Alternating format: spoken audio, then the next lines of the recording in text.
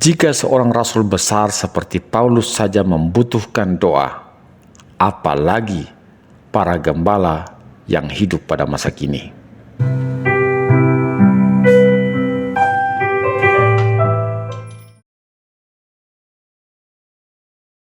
Tiga alasan hebat mengapa jemaat senang mendoakan gembalanya.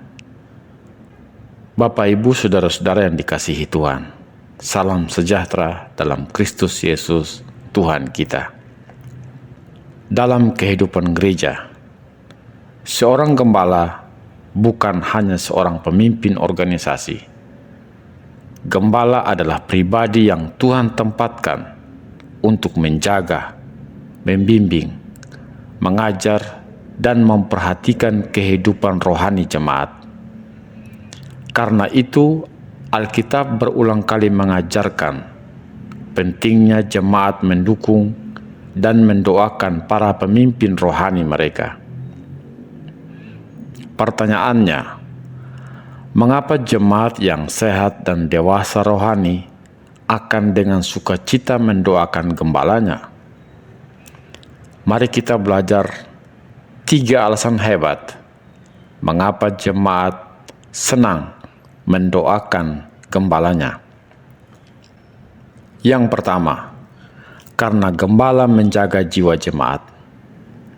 Firman Tuhan berkata dalam Ibrani 13 ayat 17, "Taatilah pemimpin-pemimpinmu dan tunduklah kepada mereka, sebab mereka berjaga-jaga atas jiwamu sebagai orang-orang yang harus bertanggung jawab atasnya."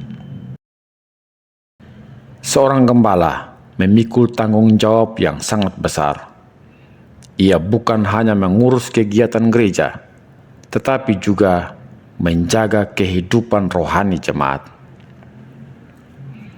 Ketika jemaat menghadapi pergumulan, gembala hadir memberikan nasihat.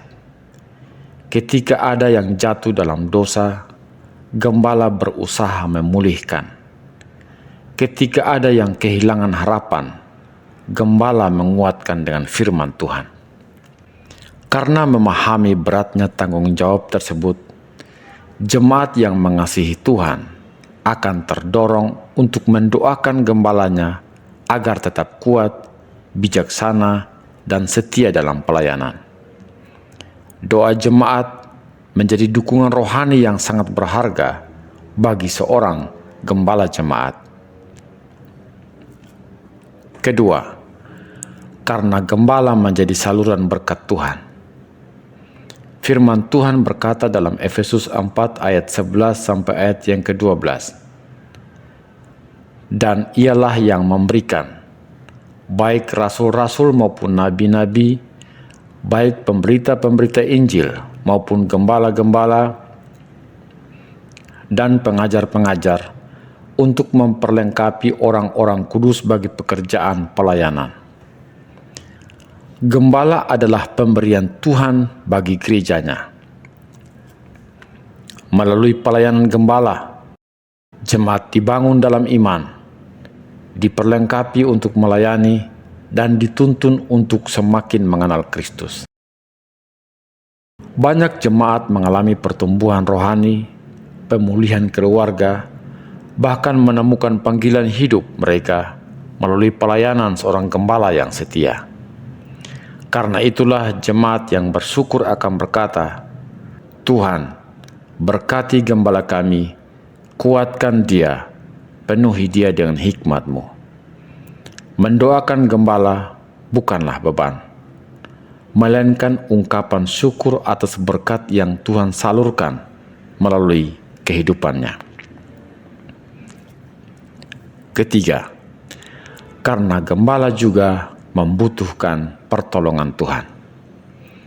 Seringkali jemaat melihat gembalanya berkhotbah dengan penuh kuasa dan melayani dengan penuh keyakinan.